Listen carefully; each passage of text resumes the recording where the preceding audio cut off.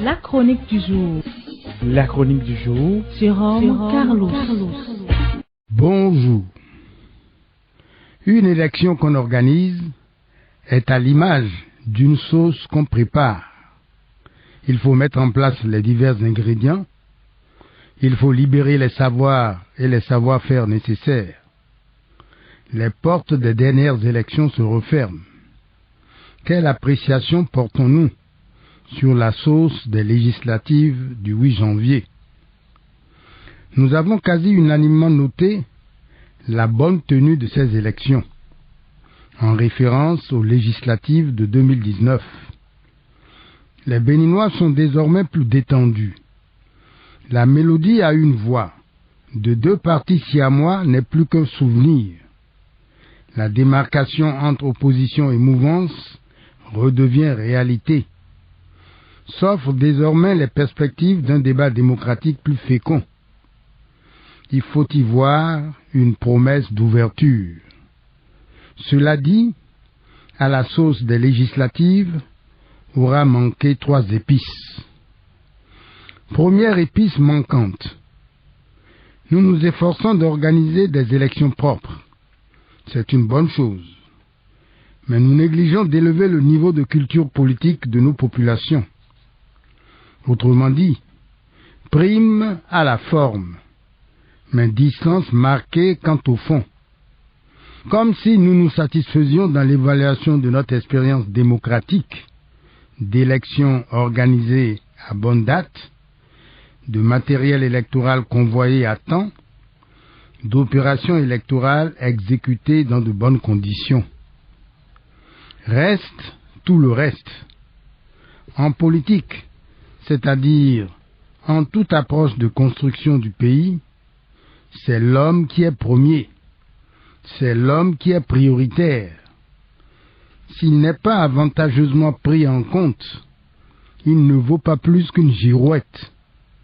Il s'agit de cette plaque métallique placée au sommet d'un édifice et qui sert par son orientation à indiquer la direction du vent. Ainsi, le citoyen réduit à si peu n'est pas et n'est plus un être de liberté et de décision. Il n'agit pas, il est agi. C'est ce qui explique que les Béninois, dans leur immense majorité, votent davantage avec leur cœur, portés qu'ils sont par l'émotion. Nous devons apprendre à voter avec nos têtes. Au regard de quoi reste une guerre à déclarer et à gagner, la guerre contre l'analphabétisme politique. Le Bénin se doit, de ce point de vue, de devenir une grande école de formation. Avis aux partis politiques. Battre campagne et solliciter des suffrages, c'est bien. Mais former et informer un citoyen militant, c'est mieux. Deuxième épice manquante. Ayons le courage de le reconnaître et de le dire, le débat est resté faible dans le cadre des législatives du 8 janvier. Les candidats, pour la plupart, sont restés dans la posture traditionnelle du mendiant qui vient quêter les voix des populations. Si débat il y avait eu, il aurait dû commencer par une reddition de comptes en bonne et due forme. Une seule question: que faites-vous des talents que vous sollicitez des populations?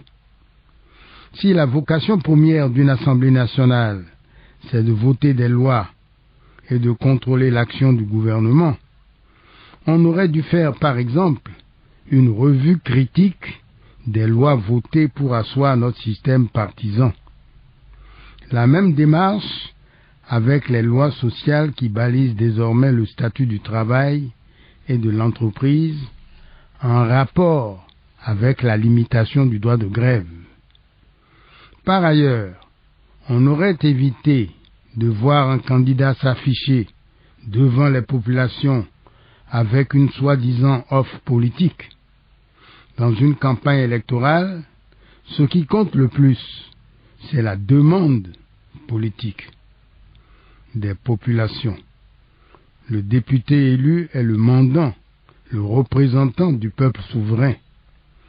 Il est chargé comme tel de mettre en musique les desiderata de ce peuple.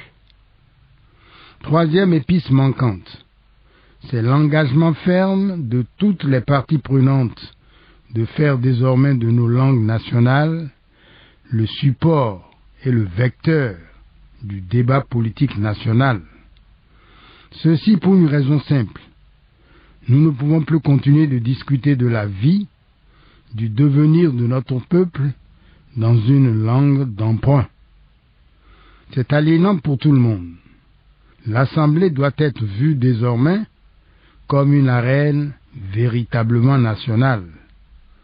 Il faut commencer à mettre en place le dispositif technique qui rende possible cet acte de rupture. Les débats à l'Assemblée nationale ne doivent plus être des messes basses entre initiés. On l'a dit, la voix du peuple, c'est la voix de Dieu. Et Dieu est polyglotte. Merci pour l'attention et à jeudi prochain. C'était la chronique du jour. Retrouvez la chronique sur www.capfm.com.